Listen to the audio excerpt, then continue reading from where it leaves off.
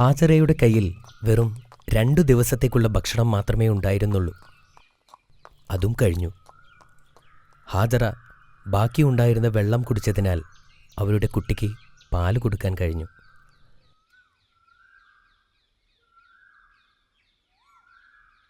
ഏറെ താമസിയാതെ വെള്ളവും തീർന്നു.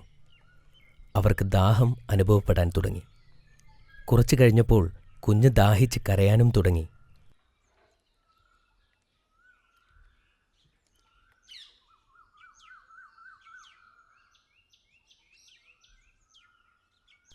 അവർ അടുത്തുള്ള മർവ പർവ്വതത്തിലേക്ക് ഓടിക്കയറി. അവിടെ ആരെങ്കിലും കാണുകയോ എന്തെങ്കിലും ലഭിക്കുകയോ ചെയ്തിരുന്നെങ്കിലെന്ന പ്രതീക്ഷ അവർക്കുണ്ടായിരുന്നു. പക്ഷേ അങ്ങനെ ഒന്നും കാണാൻ സാധിച്ചില്ല.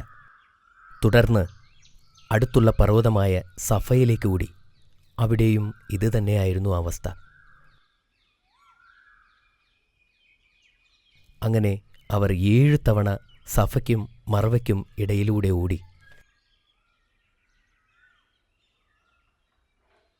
ഒടുവിൽ ഹാജറ അവശയായി.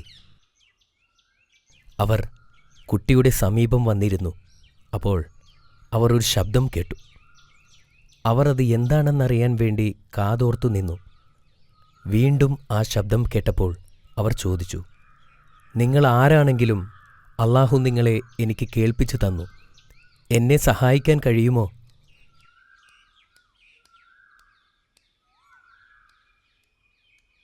അപ്പോൾ അവിടെ ഒരു മലക്ക് കുഴി കുഴിക്കുന്നതായി കണ്ടു.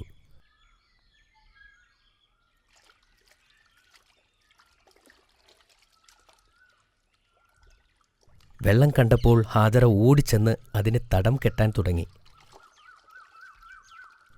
അവർ അതിൽ നിന്നും വെള്ളം കുടിക്കുകയും പാത്രത്തിൽ ശേഖരിക്കുകയും തൻ്റെ കുഞ്ഞിൻ്റെ അടുത്തേക്ക് ഓടിച്ചെല്ലുകയും ചെയ്തു. ആ ഉറവ പൊട്ടിയ സ്ഥലം സംസം എന്നറിയപ്പെട്ടു. ഏതാനും ദിവസങ്ങൾക്ക് ശേഷം ചിലർ മക്കയിലൂടെ സഞ്ചരിക്കുകയായിരുന്നു. അപ്പോൾ പക്ഷികൾ മർവ പർവ്വതത്തിന് ചുറ്റും വട്ടമിട്ട് പറക്കുന്നതായി ശ്രദ്ധയിൽപ്പെട്ടു. അവിടെ വെള്ളം ഉണ്ടാകാനുള്ള സാധ്യതയുണ്ടെന്ന് അവർ മനസ്സിലാക്കി. അവർ മർവയിലേക്ക് നീങ്ങി. അവർ അവിടെ എത്തിയപ്പോൾ അവിടെ നിൽക്കുന്ന സ്ത്രീയെയും കുഞ്ഞിനെയും കണ്ട് അവർ അത്ഭുതപ്പെട്ടു. ഈ വെള്ളം ഉപയോഗിക്കാൻ അവർ ഹാജറയോട് അനുവാദം ചോദിച്ചു. അതുപോലെ ഒരുപാട് ആളുകൾ മർവയിലേക്ക് വരാൻ തുടങ്ങി. അവിടെ മനുഷ്യവാസം ആരംഭിച്ചു. ഇസ്മായിൽ നബി വളർന്നു വലുതായി. അദ്ദേഹം മർവ നിവാസികളുടെ അടുക്കൽ നിന്നും അറബി പഠിച്ചു. അദ്ദേഹം വളരെ നല്ല ബാലനായി വളർന്നു. അദ്ദേഹത്തിൻ്റെ നന്മകൾ കാരണം എല്ലാവരും അദ്ദേഹത്തെ ആദരിച്ചു. അദ്ദേഹം തൻ്റെ പിതാവിനെക്കുറിച്ച് ആലോചിക്കാറുണ്ടായിരുന്നു. ഒരു ദിവസം ഇബ്രാഹിം നബി തിരികെ വരുമെന്ന് അദ്ദേഹത്തിന് അറിയാമായിരുന്നു. ഇസ്മായിൽ നബി ഒരു വിവാഹം കഴിച്ചു. സമാധാനപരമായി ജീവിതം നയിച്ചു. ഇബ്രാഹിം നബി വളരെ അസ്വസ്ഥനായിരുന്നു. അദ്ദേഹം തൻ്റെ ഭാര്യയെയും മകനെയും കാണാൻ ഏറെ ആഗ്രഹിച്ചിരുന്നു. ഒരിക്കൽ അദ്ദേഹം അവരെ കാണാൻ മക്കയിലേക്ക് പോകാൻ തീരുമാനിച്ചു. ഏറെക്കാലം സഞ്ചരിച്ച് അദ്ദേഹം മക്കയിലെത്തി.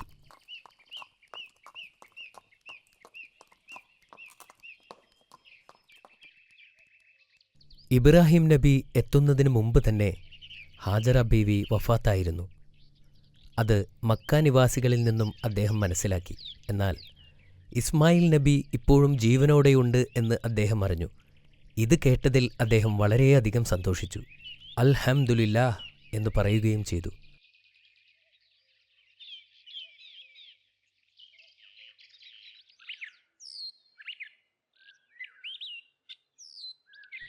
ഇസ്മായിൽ നബി പിതാവിനെ കണ്ടതും ഓടിച്ചെന്ന് അദ്ദേഹത്തെ കെട്ടിപ്പിടിച്ചു. അദ്ദേഹത്തിന് സ്വന്തം കണ്ണുകളെ വിശ്വസിക്കാനായില്ല. ഏറെ കാലങ്ങൾക്ക് ശേഷം തൻ്റെ പിതാവിനെ കണ്ടതിൽ അദ്ദേഹം വളരെയധികം സന്തോഷവാനായിരുന്നു. അവർക്ക് ഇരുവർക്കും ഇത് വളരെ സന്തോഷമുണ്ടാക്കിയ സമയമായിരുന്നു. ഒരിക്കൽ അള്ളാഹു ഇബ്രാഹിം നബിയെ പരീക്ഷിക്കാൻ തീരുമാനിച്ചു. ഇബ്രാഹിം നബി ഉറങ്ങുമ്പോൾ ഒരു സ്വപ്നം കണ്ടു. അതിൽ അദ്ദേഹം തൻ്റെ മകനെ അള്ളാഹുവിനു വേണ്ടി ബലിയർപ്പിക്കുന്നതായും കണ്ടു. അദ്ദേഹം ഞെട്ടിയെണീറ്റു. പക്ഷേ അതൊരു സ്വപ്നമായതിനാൽ അദ്ദേഹം അത് കാര്യമാക്കിയില്ല. 2ാമത്തെ ദിവസവും ഇത് തന്നെ ആവർത്തിച്ചപ്പോൾ അദ്ദേഹത്തിന് മനസ്സിലായി, ഇത് അള്ളാഹു തനിക്ക് നൽകിയ നിർദ്ദേശമാണ്.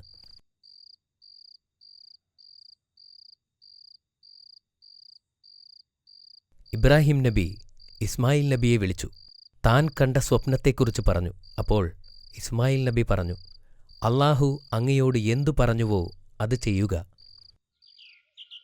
അടുത്ത ദിവസം അവർ ഒരു കത്തിയും കയറുമായി അറഫ പർവ്വതത്തിന് മുകളിലേക്ക് പോയി.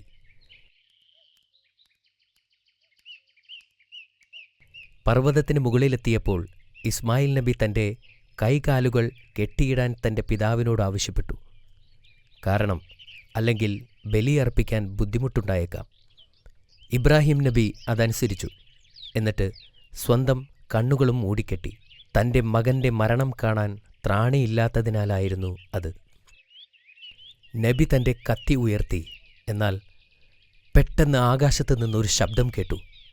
ഇസ്മായിൽ നബിക്ക് പകരം ദൈവം ഒരു ആടിനെ യാഗമർപ്പിക്കാൻ കൽപ്പിച്ചു. നബി വളരെയധികം സന്തോഷവാനായി. അള്ളാഹുവിൻ്റെ പരീക്ഷണം അവർ ജയിച്ചിരുന്നു. അവർ ആ ആടിനെ അറുത്ത് അതൊരു വലിയ ആഘോഷമാക്കി മാറ്റി.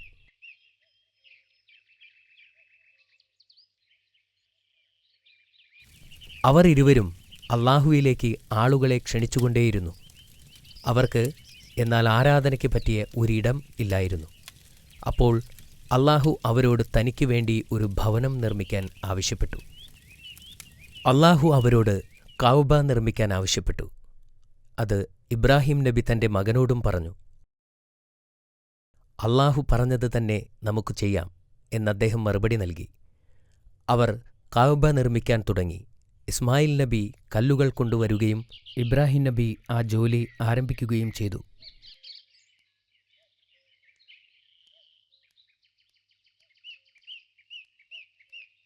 ചുമരിന് ഉയരം കൂടിയപ്പോൾ ഇസ്മായിൽ നബി വലിയ കല്ലുകൾ ഇബ്രാഹിം നബിക്ക് വേണ്ടി കൊണ്ടുവന്ന് അദ്ദേഹം അതിന് മുകളിൽ കയറി നിന്ന് തൻ്റെ ജോലി പൂർത്തിയാക്കുകയും ചെയ്തു.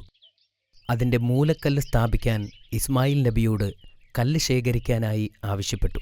അദ്ദേഹം വളരെ ക്ഷീണിതനായിരുന്നു. എങ്കിലും കല്ല് ശേഖരിക്കാനായി പോയി.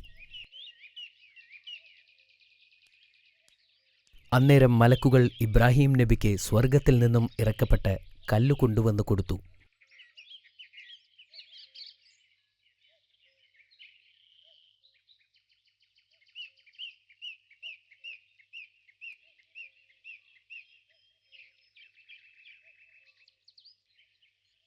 ആദ്യകാലത്ത് അതിൻ്റെ നിറം വെളുപ്പായിരുന്നു. പിന്നീട് ആളുകളുടെ പാപം കാരണം അത് കറുപ്പായി മാറപ്പെട്ടു. തിരികെ എത്തിയ ഇസ്മായിൽ നബി ആ കല്ല് കണ്ട് അത്ഭുതപ്പെട്ടു. അദ്ദേഹം ചോദിച്ചു, ആരാണ് ഈ കല്ല് കൊണ്ടുവന്നത്? ക്ഷീണം ബാധിക്കാത്ത ഒരാൾ കൊണ്ടുവന്നതാണ് എന്ന് ഇബ്രാഹിം നബി മറുപടി പറഞ്ഞു. അങ്ങനെ അവർ നിർമ്മാണം പൂർത്തിയാക്കി. അവർ ചെയ്ത ഈ കർമ്മം സ്വീകരിക്കാനായി അള്ളാഹുവിനോട് പ്രാർത്ഥിച്ചു. അള്ളാഹു അതിൽ വളരെ സംതൃപ്തനായിരുന്നു. എല്ലാവരോടും കഅബയിൽ വന്ന് തീർത്ഥാടനം ചെയ്യാൻ ആഹ്വാനം ചെയ്തു. അത് ഇബ്രാഹിം നബിയുടെ ജനത അനുസരിക്കുകയും ചെയ്തു.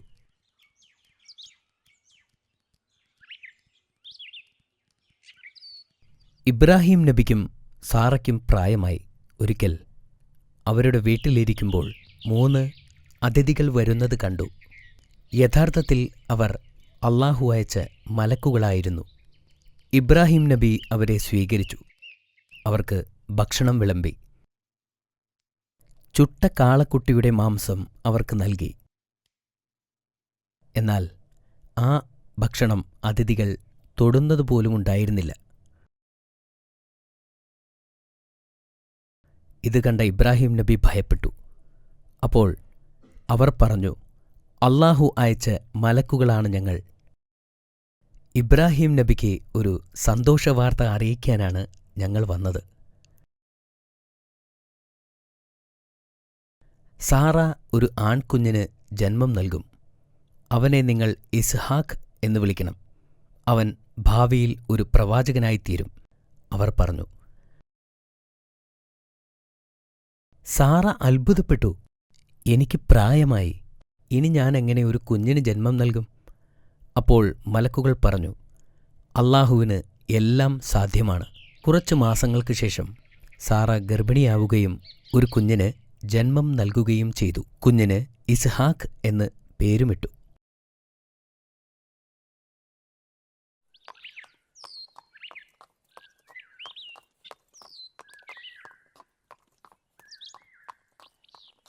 വർഷങ്ങൾക്കു ശേഷം ഇബ്രാഹിം നബി തന്റെ മകനെ കാണാൻ വേണ്ടി തിരികെ വന്നു. അദ്ദേഹം വീട്ടിലെത്തിയപ്പോൾ ഇസ്മായിൽ നബി വീട്ടിലില്ലായിരുന്നു. ഇസ്മായിൽ നബിയുടെ ഭാര്യ അവിടെ ഉണ്ടായിരുന്നു. അദ്ദേഹം അവരുടെ സുഖവിവരം അന്വേഷിക്കാൻ തുടങ്ങി. എന്നാൽ അവർ പരാതിക്കെട്ട് അദ്ദേഹത്തിന് മുമ്പിൽ അഴിച്ചുവച്ചു. ഇബ്രാഹിം നബിക്ക് മനസ്സിലായി, അള്ളാഹുവിൻ്റെ അനുഗ്രഹങ്ങൾ അവൾ ആലോചിക്കുന്നു പോലുമില്ലല്ലോ. ആ സ്ത്രീ തൻ്റെ മകന് പറ്റിയ ഭാര്യയല്ലെന്ന് അദ്ദേഹം മനസ്സിലാക്കി. അദ്ദേഹം തൻ്റെ മകന് മനസ്സിലാകുന്ന തരത്തിൽ ഒരു സന്ദേശം അവൾക്ക് നൽകി. ഇസ്മായിൽ നബി വരുമ്പോൾ അദ്ദേഹത്തോട് സലാം പറയാൻ അദ്ദേഹം ആവശ്യപ്പെട്ടു.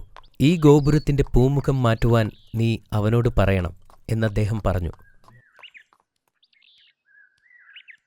ഇസ്മായിൽ നബി തിരിച്ചു വന്നപ്പോൾ അദ്ദേഹം കാര്യങ്ങൾ അന്വേഷിച്ചു. അവർ ഇബ്രാഹിം നബി പറഞ്ഞ കാര്യങ്ങൾ അദ്ദേഹത്തോട് പറഞ്ഞു. ഇത് കേട്ടപ്പോൾ തൻ്റെ പിതാവ് എന്താണ് ഉദ്ദേശിച്ചതെന്ന് ഇസ്മായിൽ നബിക്ക് മനസ്സിലായി. അദ്ദേഹം അവളോട് പറഞ്ഞു, എൻ്റെ പിതാവ് എന്നോട് പറഞ്ഞത് നിനക്ക് വിവാഹമോചനം നൽകാനാണ്. ഇനി നിനക്ക് നിന്റെ വീട്ടിലേക്ക് പോകാം. അവർ അവരുടെ വീട്ടിലേക്ക് മടങ്ങി. ഇസ്മായിൽ നബി മറ്റൊരു വിവാഹം കഴിച്ചു. വർഷങ്ങൾക്ക് ശേഷം വീണ്ടും ഇബ്രാഹിം നബി മകനെ കാണാനായി വീട്ടിലേക്കെത്തി. അദ്ദേഹം എത്തിയപ്പോൾ ഇസ്മായിൽ നബി അവിടെ ഇല്ലായിരുന്നു. അദ്ദേഹം പുതിയ ഭാര്യയോട് അന്നത്തെ വിശേഷങ്ങൾ അന്വേഷിച്ചു. ആ സ്ത്രീയുടെ മറുപടിയിൽ നിന്നും അവർ നല്ലൊരു വനിതയാണെന്ന് അദ്ദേഹം മനസ്സിലാക്കി. ആ സ്ത്രീ എപ്പോഴും അള്ളാഹുവിനെ സ്തുതിക്കുമായിരുന്നു. ഇത് കണ്ട് ഇബ്രാഹിം നബി സന്തുഷ്ടനായി. അദ്ദേഹം ആ സ്ത്രീയോട് പറഞ്ഞു, ഭർത്താവ് വരുമ്പോൾ വീടിൻ്റെ ഉമ്മറം ഉറപ്പിച്ചു നിർത്താൻ പറയണം. ഈ രഹസ്യ സന്ദേശം നൽകി അദ്ദേഹം തിരിച്ചുപോയി. ഇസ്മായിൽ നബി വീട്ടിലെത്തിയപ്പോൾ ഭാര്യയോട് കാര്യങ്ങൾ അന്വേഷിച്ചു. അവർ കാര്യങ്ങൾ പറയുകയും ചെയ്തു. ഇത് കേട്ട് ഇസ്മായിൽ നബി പറഞ്ഞു, അദ്ദേഹം പറഞ്ഞ വീടിൻ്റെ ഉമ്മറം നീയാണ്. നിന്നെ എന്നേക്കും കൂടെ നിർത്താനാണ് അദ്ദേഹം എന്നോട് പറഞ്ഞത്. 175 വർഷക്കാലം ഇബ്രാഹിം നബി ജീവിച്ചു. അദ്ദേഹത്തിൻ്റെ ജീവിതകാലം മുഴുവനും പരീക്ഷണങ്ങളെ നേരിട്ടിരുന്നു. അള്ളാഹുവിൽ ഉറച്ചു വിശ്വസിച്ചിരുന്നു. ഇബ്രാഹിം നബി അദ്ദേഹത്തിൻ്റെ ജീവിതം കൊണ്ട് നമ്മെ പഠിപ്പിക്കുന്നത് അള്ളാഹുവിനെ അളവറ്റ് സ്നേഹിക്കാനാണ്. 25ഓളം പ്രവാചകന്മാർ ഉണ്ടായിട്ടും അള്ളാഹു മനുഷ്യത്വത്തിന് മാതൃകയായി 2 പേരെ മാത്രമേ ഖുർആനിൽ പറഞ്ഞിട്ടുള്ളൂ. അത് ഇബ്രാഹിം നബി അലൈഹിസ്സലാമും മുഹമ്മദ് നബി സ്വല്ലല്ലാഹു അലൈഹി വസല്ലമയുമാണ്. മാഷാ അല്ലാ, ഇത് വളരെ മനോഹരമായ കഥയായിരുന്നു. നിനക്ക് ഇബ്രാഹിം നബിയുടെ കഥ ഇഷ്ടപ്പെട്ടോ? തീർച്ചയായും ബാബ. ഞാൻ ഈ കഥയിൽ നിന്നും കുറച്ച് ചോദ്യം നിന്നോട് ചോദിക്കാം. നീ റെഡിയാണോ? ചോദിക്കട്ടെ? ചോദിക്കൂ. ഹാജറ റളിയല്ലാഹു അൻഹ ഓടിയ പർവ്വതങ്ങളുടെ പേരുകൾ എന്തൊക്കെയാണ്? അത് സഫ മർവ പർവ്വതങ്ങളാണ്. വഴിയാത്രക്കാർ പ്രവാചകന്റെ ഭാര്യയെയും കുട്ടിയെയും കണ്ടുപിടിച്ചതെങ്ങനെ? ഞാൻ നിനക്ക് കുറച്ച് ഓപ്ഷൻസ് തരാം. ഓപ്ഷൻ എ, മൃഗങ്ങൾ പർവ്വതത്തിലേക്ക് ഓടുന്നതായി അവർ കണ്ടു. ഓപ്ഷൻ ബി, മലയുടെ മുകളിൽ നിന്നും ഒഴുകുന്ന വെള്ളം അവർ കണ്ടു. ഓപ്ഷൻ സി, മലകൾക്ക് മുകളിലൂടെ പക്ഷികൾ പറക്കുന്നത് അവർ കണ്ടു. അത് ഓപ്ഷൻ സി, അവർ മലകൾക്ക് മുകളിലൂടെ പറക്കുന്ന പക്ഷികളെ കണ്ടു. ശരിയുത്തരമാണ് അമീർ. അടുത്ത ചോദ്യം ഇതാ. എങ്ങനെയാണ് ഇബ്രാഹിം നബി പരീക്ഷിക്കപ്പെട്ടത്? അല്ലാഹു ഇബ്രാഹിം നബിയോട് സ്വന്തം മകനെ ബലി നൽകാൻ ആവശ്യപ്പെട്ടിരുന്നു. അദ്ദേഹം തന്റെ പുത്രനെ ബലി കൊടുത്തിരുന്നോ? ഇല്ല. ബലിയർപ്പിക്കുന്നതിന് തൊട്ടുമുമ്പ് അല്ലാഹു അദ്ദേഹത്തെ പരീക്ഷിച്ചതായി പ്രവാചകനോട് പറഞ്ഞു. ഒരാടിനെ അയച്ചു കൊടുത്തു. മാഷാ അല്ലാ, എല്ലാം വളരെ ശരിയാണ്. നീ എല്ലാം ശ്രദ്ധിച്ച് കേട്ടിട്ടുണ്ടല്ലോ. താങ്ക് യു ബാബ. മലക്കുകൾ നൽകിയ വെളുത്ത കല്ലിന്റെ നിറം എന്തുകൊണ്ടാണ് കറുത്ത നിറമാവാൻ കാരണം? പറയൂ. ആളുകൾ ഭൂമിയിൽ ചെയ്ത പാപങ്ങൾ കാരണമാണ്. എക്സലന്റ്. എങ്കിലിതാ നിനക്കുള്ള അവസാനത്തെ ചോദ്യം. ഇബ്രാഹിം നബിയുടെ രണ്ടാമത്തെ പുത്രന്റെ പേരെന്തായിരുന്നു? അത് ഇസ്ഹാക്ക് നബി അലൈഹിസ്സലാം. ശരിയല്ലേ ബാബ? അതെ മോനെ, അത് ശരിയുത്തരമാണ്. ഇന്നത്തേക്ക് ഇത്രയും മതി മോനെ.